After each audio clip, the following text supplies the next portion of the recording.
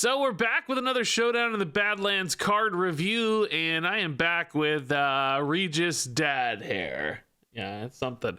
Regina had a tough night last night, so I look like this. And our latest legendary card looks like this fella behind me, Kingpin Pud.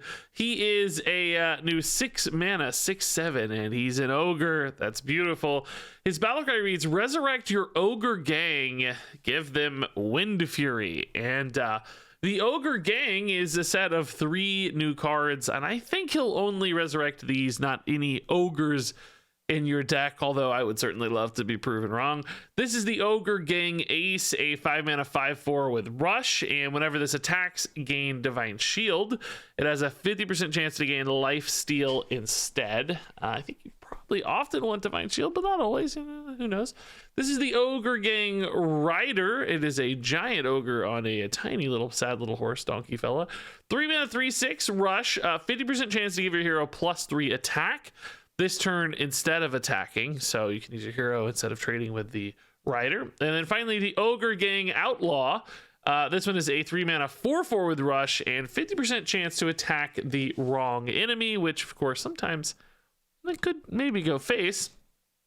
So you know, each of these you're gonna have to play throughout the game, and then you slam Kingpin Pud here on turn 6, hopefully, if they've all died in time, and resurrect your Ogre Gang and give them Wind Fury. So you know, it's unlikely you would have potentially all 6 of these by turn 6, but you know, definitely a possible to have some combinations of 2, 3, 4 of these by turn 6 if you're stuffing your deck full of the Ogre Gang, which would make the Kingpin here a pretty substantial board development on turn 6, which could definitely also wreak havoc with all of these Wind Fury attacks, you know, getting some Divine Shield to clear stuff up cleanly, maybe a little bit of healing. You could get like a bunch of extra bonus attack on your hero's face.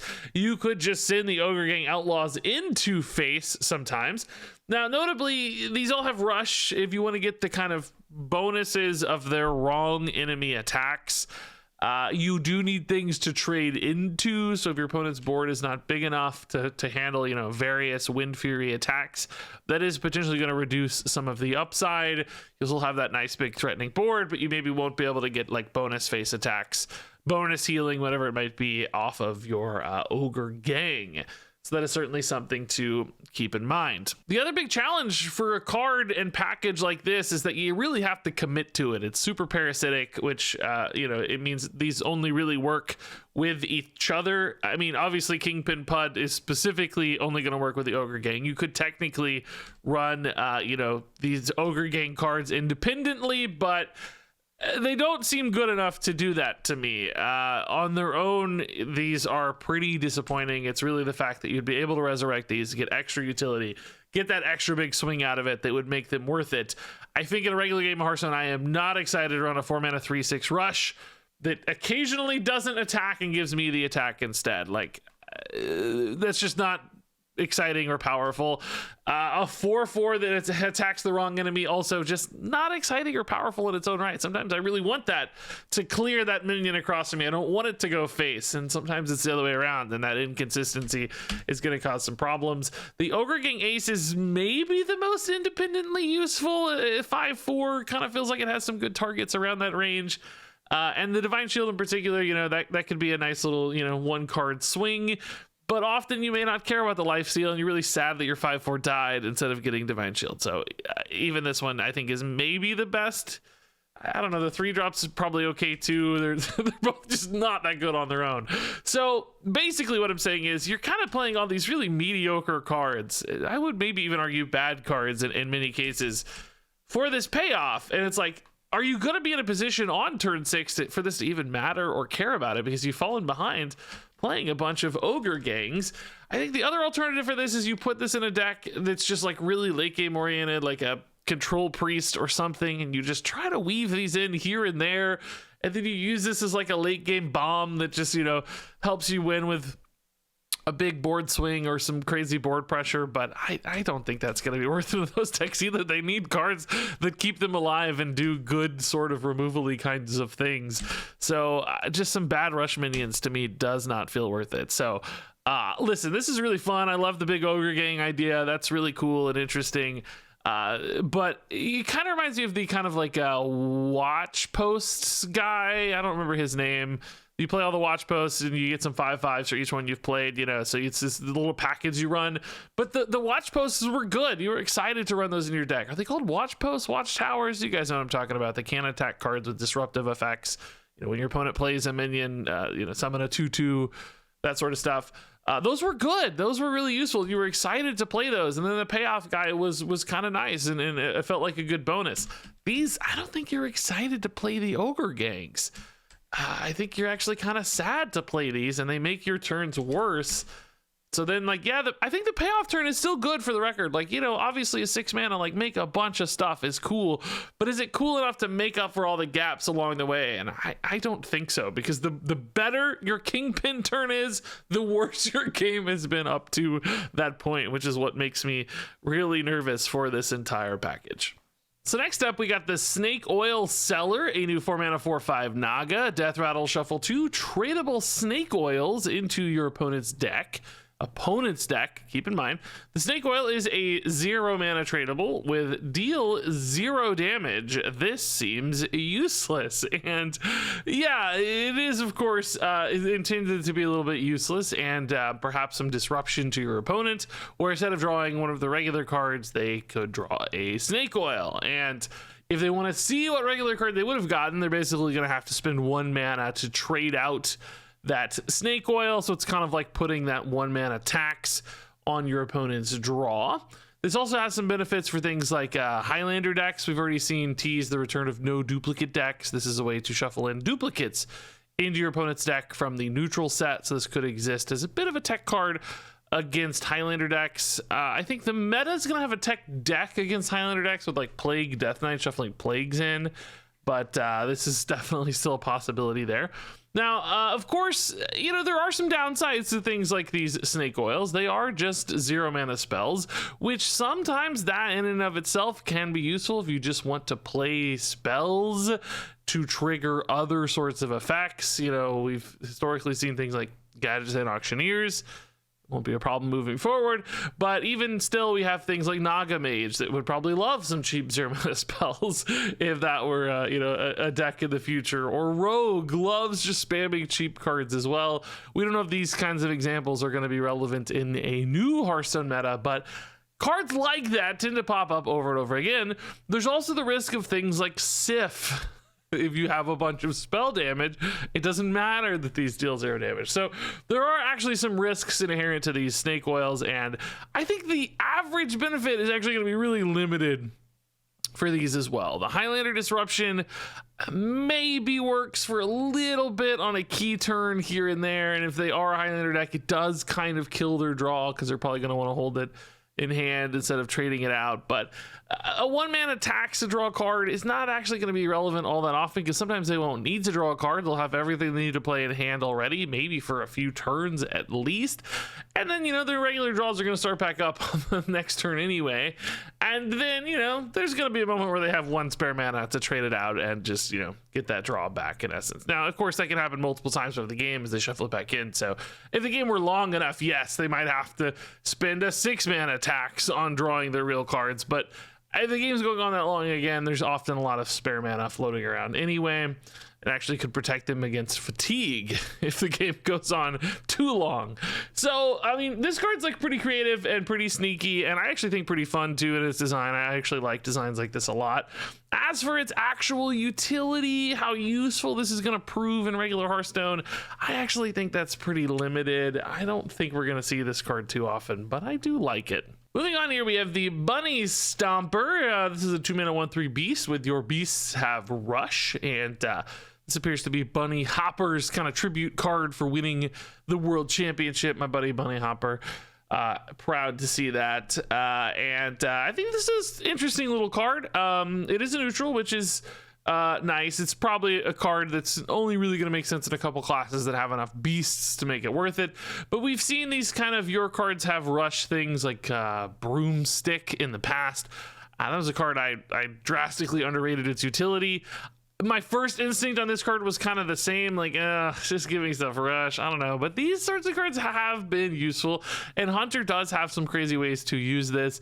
You know, they've got a bunch of cheap throwaway minions right now with the Jormungandrs, so the, you know, 4 attack stuff.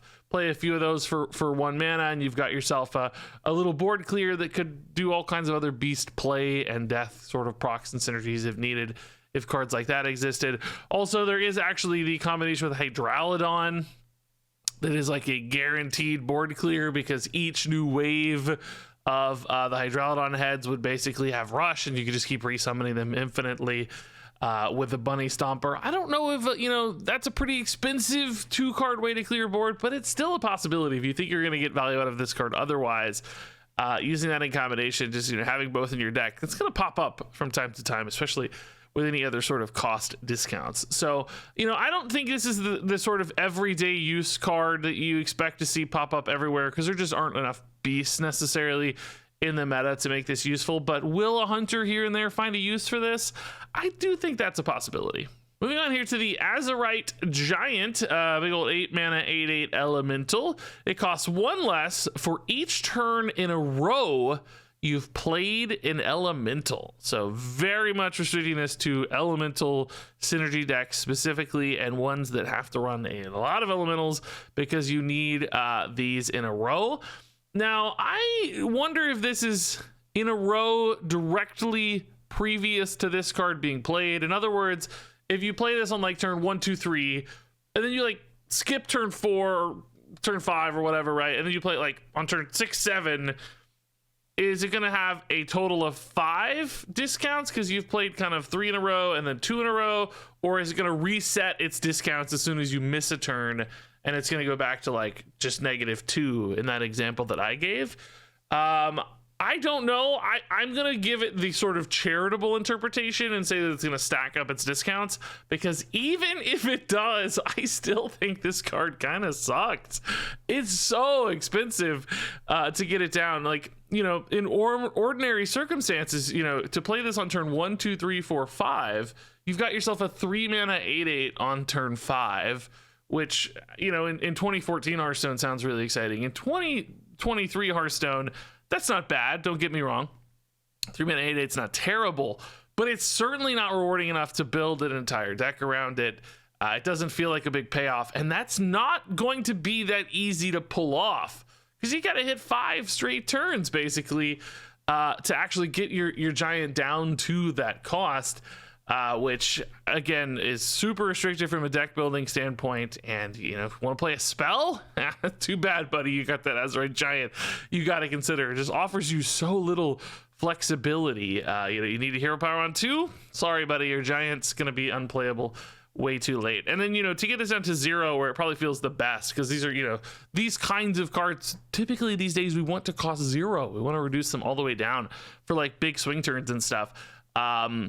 Yeah, it's just gonna take way too long. That's 8 turns into the game. It's not based on the number of elementals you've played, right? It's based on the number of turns. So it's got this like built-in delay. When I compare this, like, you know, the first card that comes to mind these days, and this is probably not the best example, but like when we compare it to the like Death Knight Plague discount guy, let me find this guy. I don't ever know this guy's name. The Chained Guardian, right? Like, this has Rush and Reborn, and honestly can get to 0 mana as quickly as the Azurite Giant, maybe even, honestly, probably not quicker, but, you know, even though it's, you know, if it comes down to turn 5 or 6 or whatever, it has so much swing potential. It can clear a board. It can still be threatening as an 8/5 if it doesn't clear a board. And it's just like, the Azurite Giant here, how does it keep up with stuff like this? you know, they feel like they're on totally different planets to me. So I don't know, man. This Azurite Giant looks really weak, basically. Moving on to the Gattle Snake. This is a 3 mana 1/5 beast. At the end of your turn, load 2 bullets that deal 1 damage each, and death rattle fire at random enemies. So basically, you know, first turn this sticks around. It's a 3 mana 1/5 with death rattle, deal 2 random damage, 2 arcane missile pings, basically. The next turn it would deal 4. Man, that is dreadfully slow. My God, I'm just doing that. It deals 6 after 3 turns. I mean, it's just not going to live that long, right? And it's got such a weak attack value. Even if it does live that long, the reward is not that great because you're sacrificing a turn 3 play, developing kind of a 1 power thing. I mean, I guess there are like death rattle synergies and stuff, and ways to get boosted death rattles out of this, and maybe ways to like keep it alive longer, but it feels like so much work has to go into this to even get it close to where it needs to be. Really surprised this didn't load 3 bullets to start. I feel like that would get it closer to where it needs to be, but ultimately kind of random arcane missile damage attached to such a weak body that takes forever to start scaling up. I just don't see this working even with dedicated death rattle support, dedicated end of turn support. You have to spend so much time and energy to get this even remotely decent, I'm afraid, and I just don't see anybody taking the time to do that when so many other rapid things are happening in Hearthstone around it. Kingpin Pud is a 2-star card. Ogre Gang Ace is a 2-star card.